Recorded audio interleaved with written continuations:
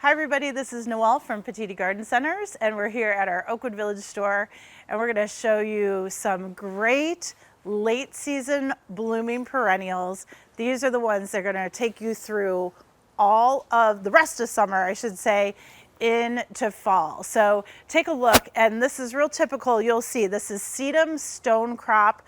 This is an upright stone crop, as you can tell. I have actually 3 different varieties here. This pink that's just started to show up and open, and there's some bees over here too, so I have to be careful where I put my hands. But this one is actually called Class Act. It's a beautiful upright sedum, probably around 15 to 18 inches tall in the landscape. Beautiful dark pink, kind of fuchsia pink flowers as it does open up. Right next door, this is actually called Back in Black. It is a dark leaf sedum, so you can see more of that maroon color, bronzy color on the leaves. And then also the flowers, the flower heads kind of have that bronzy pink tone to them. And when the flowers open up, and I'm sure Taylor will show you a little closer, the flowers actually have kind of a creamy white petal to them with that kind of darker red center. So they are really cool, beautiful, cool contrast between the green foliage, pink flower, dark foliage, and flower here. And then the shorter one right in front is called Hot Stuff. And Hot Stuff hasn't quite opened just yet. So again, late summer into fall, right, where you're gonna get some more color. And that's gonna be a nice green leaf with a kind of a medium pink to light pink flower. But again, your sedum are always gonna be great for full sun, great for those drier conditions, rock gardens, raised beds where they get really good drainage, and they always pair well with the ornamental grasses. So we have Little Bunny right here, cute little pennisetum grass, Little Bunny. When you ever see those little cattail type plumes, you'll know that's probably Little Bunny. Gosh, we have Hamelin. There's a bunch of different, KARLEY Rose is a beautiful pink one. So again, you'll see those little cattail type inflorescence on them. And grasses and sedum, of course, like the same conditions where they get the full sun, that well-drained soil. They do really nicely. And then up above here, this is a nice banded grass. If you ever see those yellow bands on a grass, variegated type, it's gonna be in the zebra family. This is actually a miscanthus or Japanese silvergrass, and it's called little zebra. So you see a little bit more petite habit there, probably around, I'd say about 3 to 4 foot tall usually with little zebra. Really beautiful, narrow leaves, and then of course those nice yellow splotches or bands on that foliage. Always great in the landscape. So we're here, and more late season color again. Look at the Caryopteris. This is also known as blue false spirea. It's also known as bluebeard, so there's lots of different names for it. What's really interesting about Caryopteris is that it's sort of a semi-woody plant, kind of like butterfly bush, kind of like Russian sage, lavenders, where it gets really kind of woody stems at the base, and then it fills out every year. So what you want to do is you want to, plant it, enjoy it, look at this beautiful periwinkle blue color, and then let them die back naturally over the winter months. And then early spring, when you see new growth just starting to push out at the base, that's when you cut it down. So you cut it down to that new growth at the base and let it reflush all again. And you'll have some woody stems, but those stems are open like straws, so you don't want to cut them back in the fall. The reason being is you open that stem up to all the winter weather that can come in, and it will break apart and really ultimately damage the crown of the plant and so forth. So really just let them grow on and really do their thing all through the fall into the winter months. Just let them die back and then go ahead and cut them early. So Caryopteris here, you can tell, beautiful variegated leaf one. This one's called White Surprise. A little bit lighter periwinkle color, and I see that again the bees are kind of buzzing around these guys, so this is always going to be great bringing in your pollinators. First choice is this lovely green, kind of a deeper blue periwinkle here. And then this is kind of a newer one for us. This is called Gold Giant. Beautiful chartreuse leaves, just starting to bud up here, so it hasn't quite got to the flowering stage, but of course it'll come on and give you some later season color. And then right next to it, look at this, little lemon. This is a goldenrod for you. Let me kind of turn it around a little bit. Beautiful yellow panicles. Little lemon stays nice and short in the landscape. You're really looking at no more than about 18 inches tall, stays nice and compact. Again, this is not ragweed. This is not the causer of all those fall allergy problems. This is a true, wonderful pollinator plant.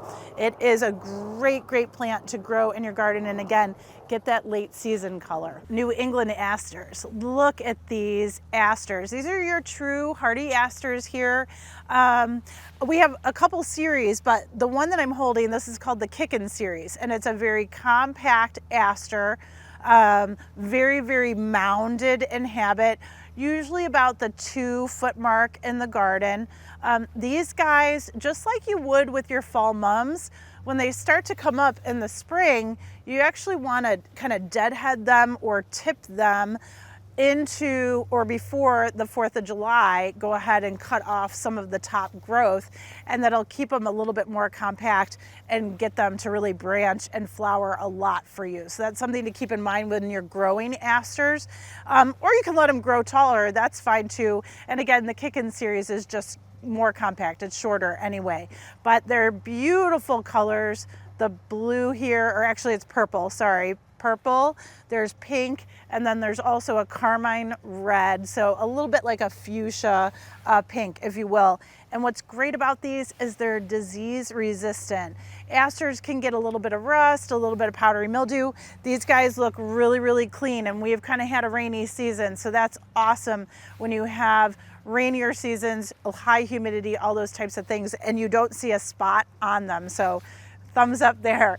But look for asters and try to incorporate asters into your late summer fall perennial garden. The reason being is, again, they are a really, really great pollinator plant. They attract a lot of different butterflies, a lot of different bees.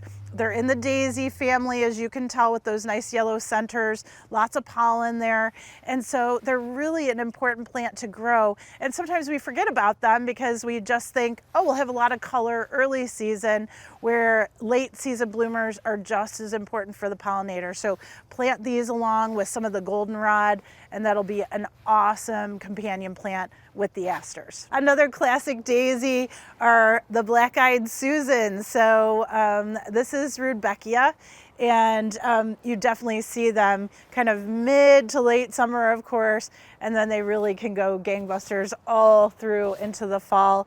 Really long bloomer. The one that I have in front of me here is called VIETTE'S Little SUZY. Beautiful, more compact variety. Usually stems are about 36 inches tall here. A little bit smaller flower, if you will, than some of the others. There's larger flowering types like GOLDSTURM is very, very popular, perennial plant of the year many, many years ago. But there's many newer varieties as well. And I think with breeders of black-eyed Susans, what they're looking for is just increased disease resistance, longevity of blooms, vigorousness of repeat budding. And VIETTE'S Little SUZY is great. It's a kind of a smaller leaf type. The foliage is a little bit more strap-like, if you will, and flowers a little bit more compact, but again, tons of buds, tons of flowers coming up with this plant. Don't be afraid to cut them back, of course. If you have spent flowers that are all dried up, no problem. Go ahead and remove some of these stems and go down to some of the side shoots, and you'll see if you cut some of these stems down, you'll get the side shoots to bloom, and that's great. Those will fill out, have plenty of energy to keep on going later through the season for you. So definitely look for your black-eyed Susans. Great pollinator plant, again, wonderful for the butterflies. We've got some different kinds of insects on here this morning, but all good. We're right by Sweet Autumn Clematis.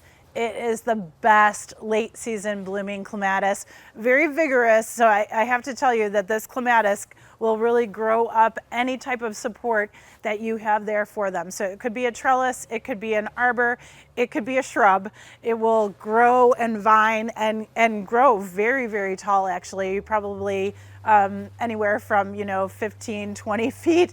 As long as you're giving it support, it will keep on growing. And this is the time of year when it's blooming. Right at the end of August, beginning of September, it's usually just starting and it's going to be gorgeous. Beautiful, pristine white flowers, usually that 4-petal flower, so it kind of looks like an X, if you will. Really, really fragrant, wonderful. And in fact, I saw a bumblebee just kind of relax in there for a little while. Oh, he's still there, Taylor. He's still kind of on there, hanging on. But anyway, this is a great, like I said, if you need a tall climber for the sun, they really, most clematis really prefer, flowers and foliage in the sun, feet in the shade. So it's always great to plant other perennial plants down at the base, but really, really great grower for us and really easy care. Let this one fill out the trellis or the arbor or wherever you have it planted. Let it just kind of die back naturally. Leave it out there for winter interest. It'll stay up on that trellis, and then you can cut it back as low as you can go in the spring. I know it seems like cutting all of that woodiness back is going to be a bad thing. It's not. This clematis will grow all the way from the base, grow all the way up again over the trellis, over the arbor, and it will be gorgeous. And of course, we're pairing it with some of the banded grasses. I showed you little zebra earlier. This is a miscanthus or Japanese silvergrass, but this one is the next step taller. So if you're looking for a banded grass, this is called porcupine or strictus. And what's neat about porcupine, you're now in the 4 to 5 foot range as far as height is concerned. And you can tell it's got very upright, straight foliage, so it doesn't have that kind of waterfall or weep to it. So that's why it gets its name porcupine grass. So porcupine will stand more upright, has those big golden bands on it. It's a really, really cool one too. So if you're looking for a true hardy chrysanthemum, look for mammoth, okay? And actually there's a red down here and it's just starting to show some color, crack some color here. And then I also have a yellow, and the yellow is pretty unique. It has a little bit of kind of a quill petal on it or ray on it. They're very narrow but very pretty. They're both daisy type mums. Now these chrysanthemums were bred in Minnesota, so they have excellent cold hardiness. We hope we never have winters like Minnesota, but they will work very, very well for you. And I have to tell you, my yellow in the landscape, I forgot, I really wasn't around to deadhead it, so I didn't disbud until the 4th of July and let it go. I just let it bloom naturally. It ended up starting to bloom right around mid-July, and it is blooming, blooming, blooming. It just keeps on going. So again, good vigor with these guys, beautiful color, nice compact habit. It really hasn't gone out of control. Mine's probably about 18 inches, 20 inches in the landscape tall, and it is gorgeous. And of course, pollinators love it. I haven't seen a deer by it, so that's great. So I'm really excited for these mammoth mums. They're really, really awesome.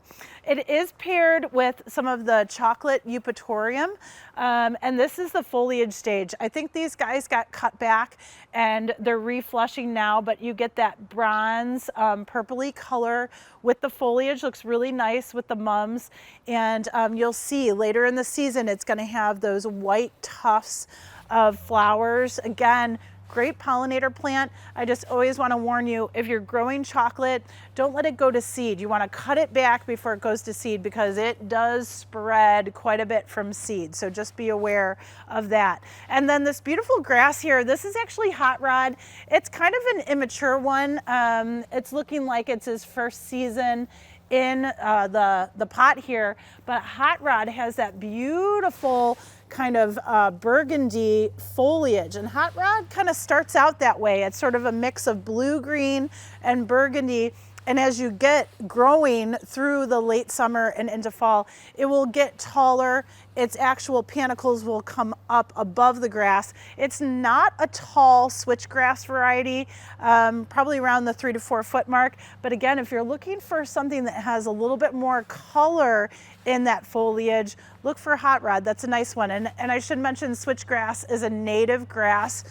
So it's really, really great in our area, very adaptable, can take, I should say, part shade to full sun, but does very, very well in different soil conditions, can take clay. So that's always really good. The grasses are looking great. And I haven't shown you a true variegated grass, so it has the striping on it. And this is VARIEGATUS right here. Now these are the Japanese silvergrass. So Japanese silvergrass, many of them are fairly late to flower. So when they produce that inflorescence, they have what they call a whisk. So it's kind of an open panicle that kind of looks a little bit like a whisk, I guess. But you won't necessarily see that flower until later in the fall, okay? But so many different varieties again. So you'll see banded, you'll see variegated, beautiful. And then on the other side, I wanted to show you this fescue. This is actually glow sticks, and we've shown this in another video because it's newer to us.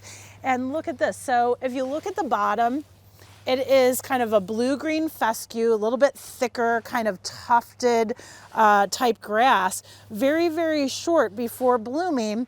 So maybe about 10 inches, I'd say. And then look at the inflorescence. They look more like a wheat, if you will, that kind of seed, if you will. But look at the yellow stems leading up to that inflorescence. It's so cool, and they really do glow out here, especially when you have a little bit of sun and clouds. But my gosh, it's such a cool grass, ornamental grass. Again, fescues, and most of the grasses, they like it drier. So those drier conditions, no problem. Really full sun conditions, great, but try to keep it a little bit more well drained around them. This one again is probably one of the most sought after grasses. This is a fountain grass again, like I mentioned, it has those cattails on it. This is Himlin, and beautiful green grass. You get these beautiful tufts, probably about 3 foot by 3 foot, really, really pretty. But look at all those cattails, really beautiful with the dew on them in the morning. And well, look over here, this is morning light too. So I love this grass. This is one of my favorites. Morning light has probably the finest, thinnest leaves on it, and it has a beautiful texture in the landscape. Really, really thin variegation on it, so it just looks very, very delicate but beautiful. I would say morning light's probably around that 5 foot mark, maybe 6 when the inflorescence come on to them. And then actually this is one of the wisps. So this is an early blooming type of miscanthus. This is actually Oktoberfest. And Oktoberfest, you do see it is an early bloomer. So that's that whisk type bloom that the Japanese silvergrass or miscanthus produce. So that's something that you should look out for.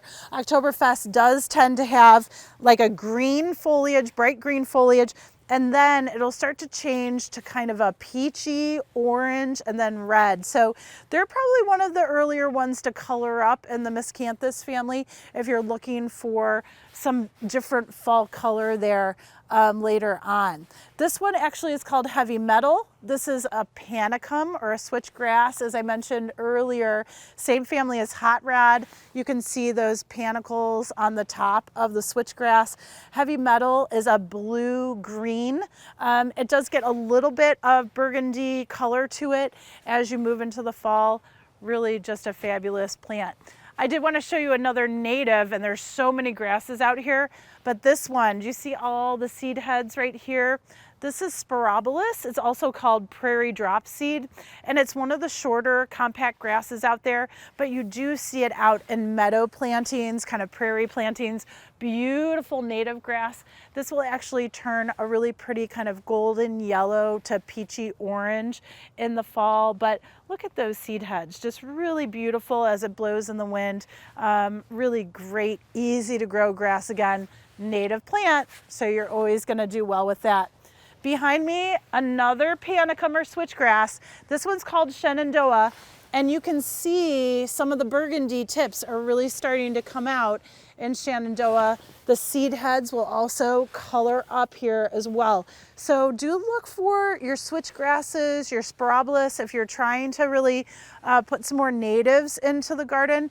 They're beautiful grasses, will really give you a lot of color late summer and into fall again. And this is one of my favorites too. This is big blue stem or andropogon. Do you see this? This is called Blackhawks.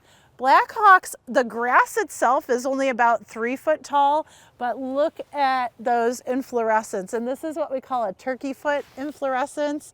It has 3 kind of branches, if you will, kind of like a turkey foot, but beautiful dark color, sort of a dark bluish green, all the way into burgundy, really pretty. Probably in the landscape, the inflorescence get to be about 6 foot or so. So look for that one as well. Native grass.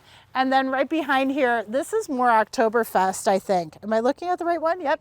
More Oktoberfest here, guys. So if you want an early bloomer, check out Oktoberfest for the Japanese silvergrass.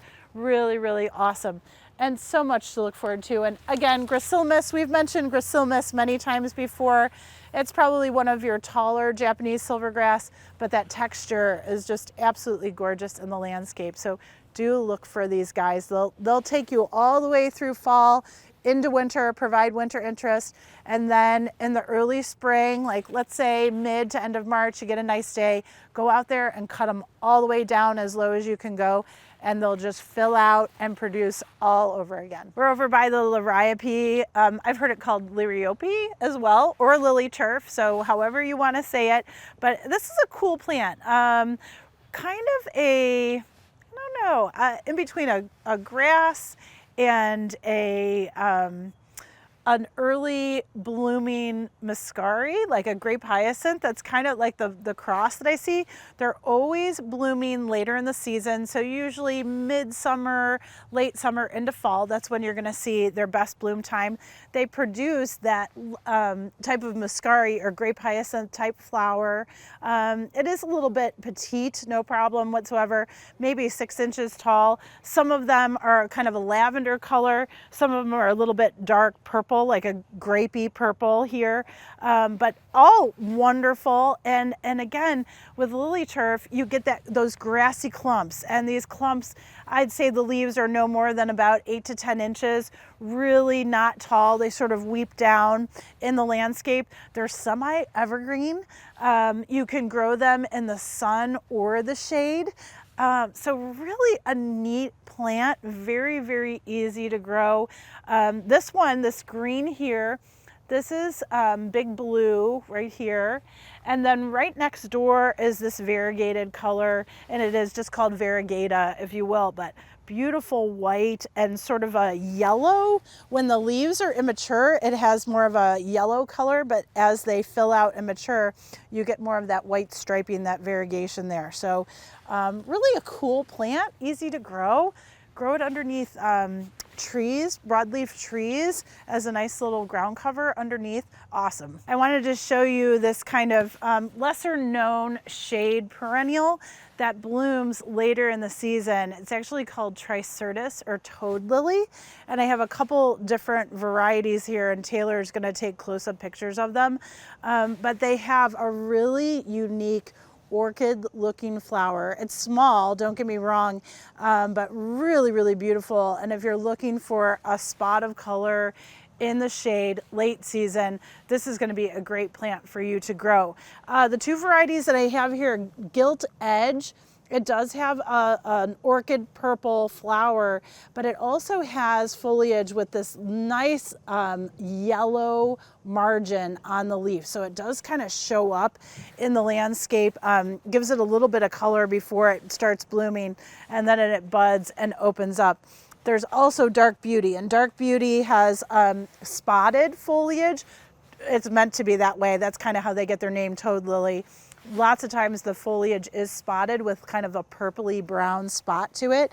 And then same thing, the flowers are speckled and purple and really, really beautiful. So do look for some of these more unique things for especially those shady landscapes. They'll do wonderfully in the shade for you, no problem.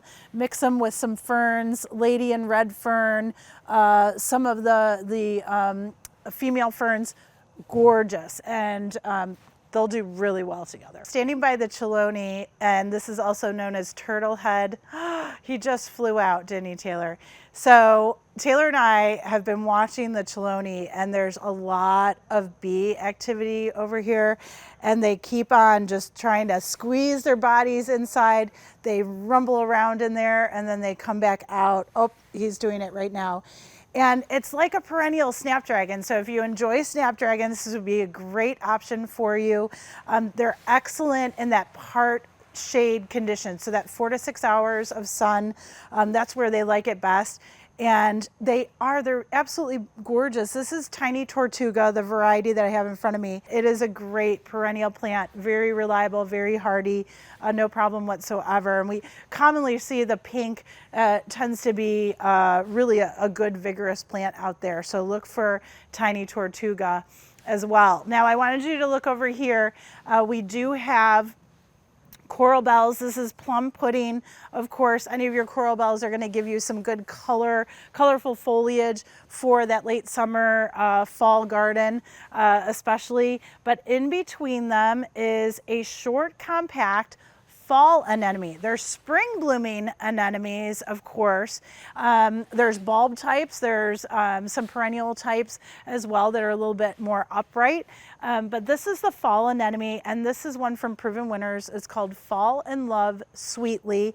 It is fairly compact compared to some of the older varieties of fall anemones. You're looking at maybe, I don't know, maybe 18 inches at the most. Large doubled flowers here, really, really pretty. I do need to tell you, you need to protect these from the deer because they'll come and they'll munch the flowers off. They'll usually leave the foliage there, but you got to protect your flowers, okay? Beautiful pink color. There are many other varieties that are just getting started. So again, that late summer into fall color, fall anemones will do it. There's whites. There are other pink varieties as well, and that's normally what you see. There's single flowering, double flowering. We see September Charm, we see Whirlwind coming through, Pamina. So there's quite a few varieties out there that are available. But just look, maybe you want something a little bit taller for the perennial backdrop. Maybe you want something a little bit shorter for a little bit more interest up front towards the front edge. So it just kind of depends what you want to do with your fall color, but there is plenty to be had and plenty of time to still plant. Enjoy.